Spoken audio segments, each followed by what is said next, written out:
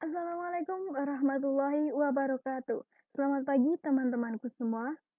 Selamat berjumpa kembali di mata kuliah Metodologi Penelitian pada pertemuan ke-6 ini.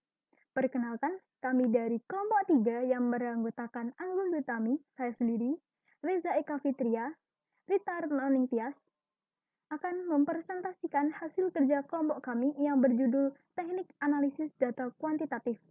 Diharapkan teman-teman dapat menyimak penjelasan kami dengan baik dan tertib. Pada presentasi pembahasan teknik analisis data kuantitatif ini, kami akan membahas 3 subbahasan utama. Yang pertama ada pengertian analisis data kuantitatif, yang kedua ada jenis analisis data kuantitatif, yang ketiga ada tahapan atau teknik analisis data kuantitatif. Pembahasan yang pertama yaitu mengenai pengertian analisis data kuantitatif. Nah, dalam penelitian ini, analisis data itu disebut sebagai kegiatan proses pengorganisasian dan pengurutan data ke dalam pola, kategori, dan satuan uraian dasar sehingga dapat ditemukan tema yang nantinya dapat dirumuskan hipotesis atau dugaan sementara seperti yang didasarkan oleh data. Nah, analisis data ini itu ialah salah satu langkah yang penting dalam rangka memperoleh hasil penelitian. Hal ini dikarenakan data akan menuntut peneliti ke arah temuan ilmiah bila dilakukan analisis menggunakan teknik-teknik yang tepat. Nah, data yang belum dianalisis ini itu masih berupa data mentah. Dalam kegiatan penelitian, itu data mentah akan memberikan arti apabila dianalisis lebih dalam dan nantinya dapat diinterpretasikan. Dalam rangka analisis dan interpretasi data, itu perlu dipahami tentang keberadaan data itu sendiri. Maka dari itu, secara garis besar, itu keberadaan data itu dapat digolongkan menjadi dua. Dua itu apa? Nah, dua macamnya itu data yang bersifat kuantitatif dan data yang bersifat kualitatif. Yang membedakan dari kedua data itu apa? Nah, itu terletak pada jenis datanya. Untuk data yang bersifat kualitatif itu tidak dapat diangkakan. Maka analisis yang digunakan itu ialah analisis kualitatif. Sedangkan terhadap data yang dapat dikuantifikasikan itu dapat dianalisis baik secara kuantitatif maupun dilakukan secara kualitatif. Menurut pendapat Sugiono tahun 2018 dalam buku Metode Penelitian Kuantitatif, Kualitatif, dan R&D, analisis data kuantitatif itu merupakan kegiatan yang dilakukan setelah data dari seluruh responden populasi ataupun sampel. Ini populasi itu semua dari penelitian. Hasil penelitian. Nah, kalau sampel itu sebagian dari populasi. Nah, terkumpul untuk dilakukan analisis dan diinterpretasikan. Kegiatan dalam analisis data ini itu dikelompokkan data berdasarkan variabel dan jenis respondennya. Mentabulasi data berdasar pada variabel dan seluruh responden, menyajikan data pada tiap variabel yang diteliti, melakukan perhitungan untuk menjawab rumusan masalah, dan melakukan perhitungan untuk menguji hipotesis atau dugaan sementara yang telah diajukan. Dapat dikatakan juga bahwa analisis data kuantitatif ini seperti yang tertera pada PPT, itu merupakan kegiatan menganalisis data yang berbasis angka, kuantitatif berbasis angka, bukan berbasis kata. Atau data yang dapat dengan mudah diubah menjadi angka tanpa kehilangan makna apapun. Nah, analisis data kuantitatif ini merupakan suatu topik yang kompleks karena cara menganalisisnya itu dengan melibatkan angka dan rumus. Dalam penelitian kuantitatif ini yang mengandalkan data berupa nilai dan angka, di mana analisis data dan dalam kuantitatif ini menggunakan pendekatan statistik. Pembahasan yang kedua yaitu mengenai jenis teknik analisis data kuantitatif. Nah, dalam teknik analisis data kuantitatif ini biasa menggunakan analisis statistik. Seperti yang telah saya sampaikan sebelumnya bahwa dalam kuantitatif itu menggunakan pendekatan statistik. Secara umum itu terdapat dua macam statistik yang digunakan, yaitu statistik deskriptif dan inferensial. Di mana dalam statistik inferensial ini itu nanti dibagi lagi menjadi dua, yaitu statistik parametris dan non-parametris.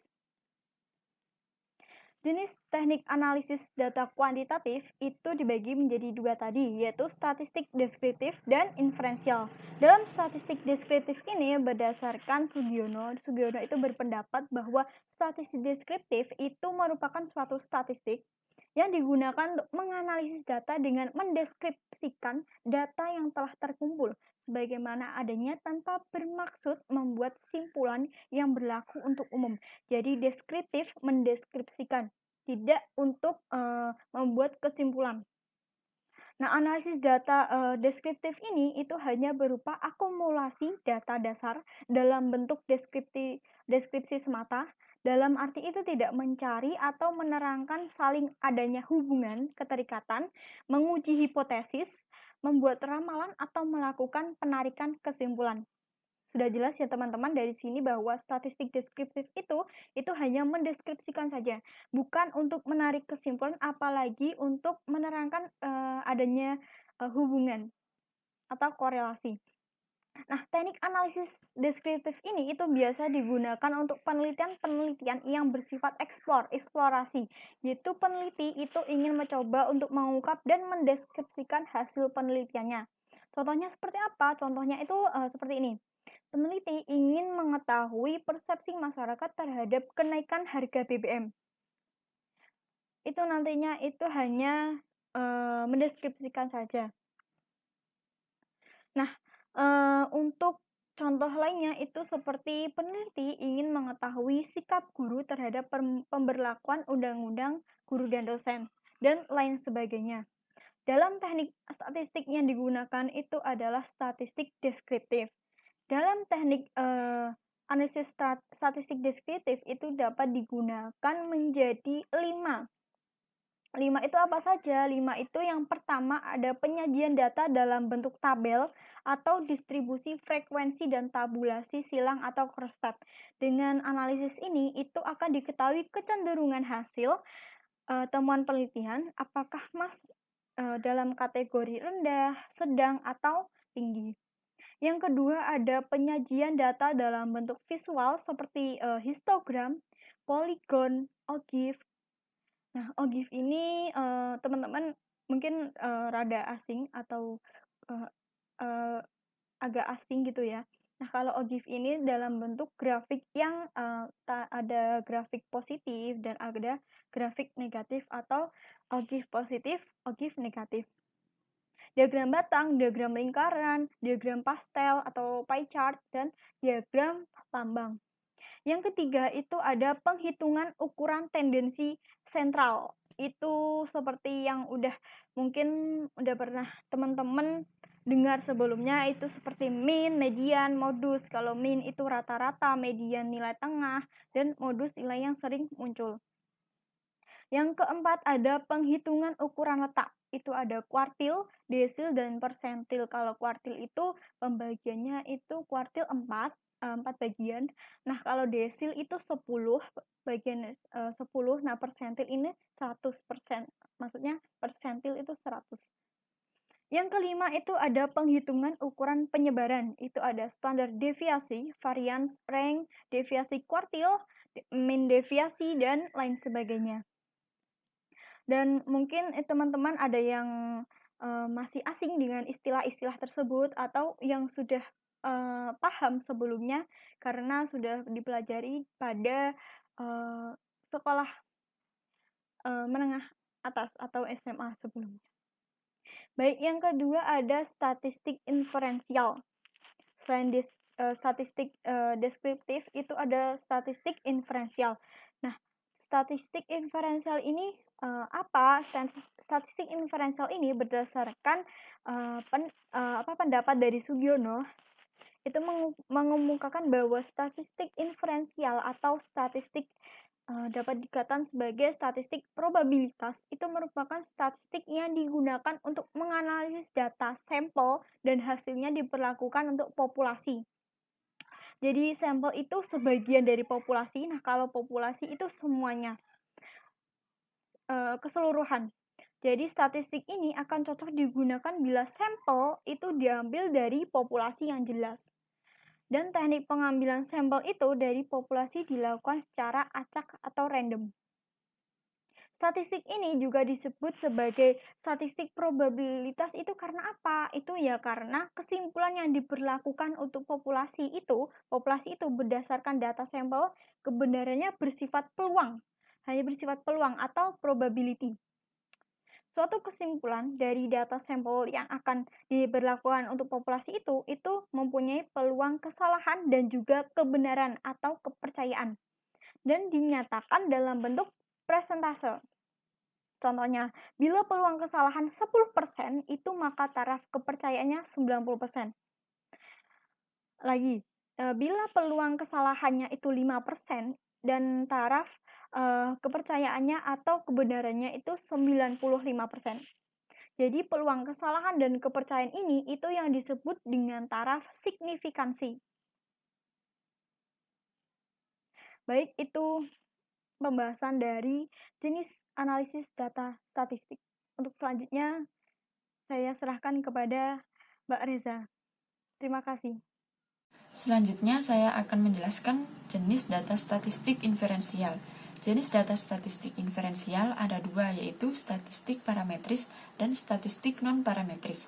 Statistik parametris yaitu menguji ukuran populasi melalui data sampel. Jadi, dalam statistik pengujian parameter melalui statistik atau data sampel tersebut dinamakan uji hipotesis statistik. Oleh karena itu, penelitian yang berhipotesis statistik adalah penelitian yang menggunakan sampel. Selanjutnya, statistik non-parametris. Statistik non-parametris tidak menguji parameter populasi, tetapi menguji distribusi. Berbeda dengan statistik parametris. Jadi, statistik non-parametris tidak menuntut terpenuhinya banyak asumsi. Misalnya, data yang akan dianalisis tidak harus berdistribusi normal. Oleh karena itu, statistik non-parametris sering disebut sebagai distribution free. Selanjutnya, tahapan atau teknik analisis data kuantitatif. Yang pertama, pengkodaan data. Yang kedua, pemasukan data. Yang ketiga, pembersihan data. Yang keempat, penganalisisan data. Dan yang kelima, penyajian data. Pengkodaan data atau data coding merupakan pemberian lambang tertentu, dapat berupa nomor atau angka dalam suatu lembaran tabulasi yang sudah dikumpulkan, dan dapat dilakukan pengolahan data dengan melalui coding data. Data yang dikumpulkan dapat berupa angka ataupun kalimat pendek atau panjang. Untuk memudahkan analisis, maka jawaban-jawaban tersebut perlu diberi kode. Pemberian kode dapat dilakukan melihat jenis pertanyaan dan jawaban. Dalam hal ini dapat dibedakan seperti jawaban yang berupa angka, jawaban dari pertanyaan tertutup, jawaban dari pertanyaan semi terbuka, jawaban pertanyaan terbuka, jawaban pertanyaan kombinasi.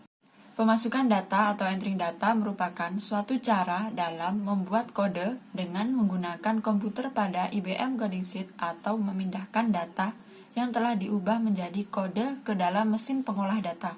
Contoh program komputer yang dapat dipakai untuk mengolah data seperti SPSS, Microstat, SurveyMate, SAS, MicroQuest, dan lain-lain. Baik, saya akan melanjutkan penjelasan dari teman saya mengenai tahapan analisis data kuantitatif. Yang selanjutnya yaitu mengenai pembersihan data atau data cleaning. Data cleaning merupakan kegiatan mengecek kembali untuk melihat keakuratan coding data sesuai dengan keadaan sebenarnya. Dalam hal ini dibutuhkan ketelitian serta akurasi data. Cleaning data terdiri dari possible code cleaning atau pengecekan seluruh kategori variabel pada tiap-tiap kode, dan contingency cleaning yang meliputi cross-classifying dua variabel dengan melihat kemungkinan logika. Menurut banyaknya variabel, analisis data kuantitatif dibedakan menjadi dua, yaitu univariat atau hasil satu atau suatu variabel, serta multivariat, yaitu hasil dari dua variabel. Sebelum melakukan analisis data penelitian ini, peneliti harus mengetahui terlebih dahulu jenis data apa yang akan dianalisis. Kemudian baru menentukan teknik yang sesuai. Selanjutnya yaitu penyajian data. Penyajian data merupakan representasi hasil pengolahan data dalam bentuk-bentuk tertentu. Untuk hasil pengolahan data dapat berupa numerik atau dalam bentuk angka. Hasil pengolahan data yang disajikan dalam bentuk tabel frekuensi dan tabel silang. Yang kedua, juga bisa dalam bentuk grafik atau gambar. Penyajian data dalam bentuk grafik atau gambar ini akan lebih menarik daripada tabel frekuensi maupun tabel silang. Namun, penyajian data dalam bentuk grafik atau gambar memiliki kelemahan, antara lain informasi yang hilang karena gambar tersebut tidak dapat merepresentasikan data secara keseluruhan, serta dalam pembuatannya memerlukan perhatian lebih terhadap tingkat pengukuran yang digunakan. Tahapan terakhir yaitu penganalisisan data, yang merupakan proses lanjutan atau peninjauan kembali dari pengolahan data guna melihat bagaimana data tersebut diinterpretasikan. Kemudian dianalisis hasil dari pengolahan data tersebut. Sekian presentasi dari kelompok kami. Mohon maaf apabila terdapat kekurangan. Kami mengucapkan terima kasih kepada para audien yang sudah bersedia menyimak. Wassalamualaikum warahmatullahi wabarakatuh.